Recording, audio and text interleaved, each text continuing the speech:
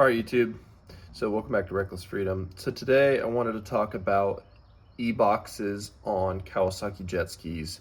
A lot of them are very similar. This e-box specifically is for a 97 ZXI 1100. So you can see we got 3 coils for 3 cylinders.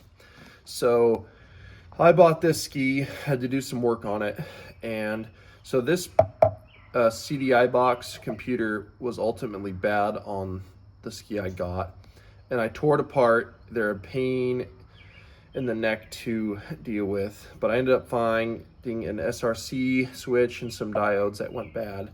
Instead of trying to tear all that goop out in crystals and then replacing it, I just bought a new one. You can usually find these on eBay for between $250 and $350. So I got a new CDI box. Underneath here, like right under this section, to actually see the tip of it right here, is called your rectifier. That converts DC to AC or AC to DC, one of the two, and it is important. So I also replaced that because it had some bad readings with ohms tests. That's another deal that you can do.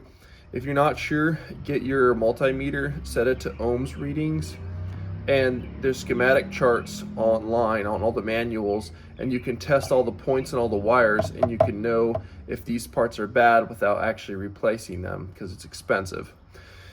This rectifier, like I was saying, I got a new one. You can find them on Amazon or on eBay for like $20-$30. If you're going to redo it, get a new rectifier as well. This is your starting solenoid. Those will go bad a lot, but they're also pretty durable. So if it's still turning over, that's not the problem. You also have your coils, like I was saying earlier. You have 3 coils. Sometimes you have 2 if it's like a 750 or 650 or whatever. Sometimes these will go bad, especially if you get water in here. These are about 15 bucks each. You can get them on eBay.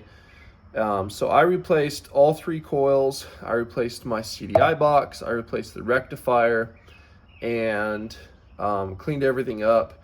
Well, ultimately failed here. Real quick, this is just wiring harnesses right here, all this mess. Just wiring harnesses connecting everything, and you get your fuses here.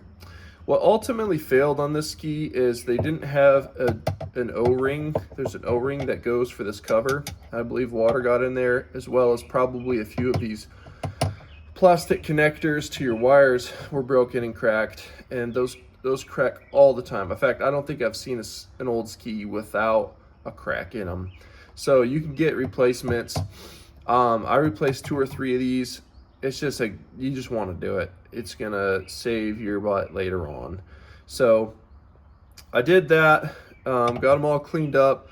Another problem is this gasket was broken, and probably should have just bought a new one, but what I ended up doing is putting it back in here with a bunch of silicone, and as you can see, it looks really clean.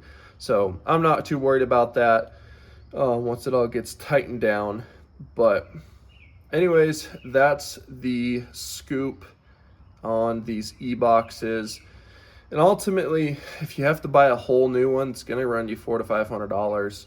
A lot of times, if you can test these parts and figure it out that way, you'll save yourself some money.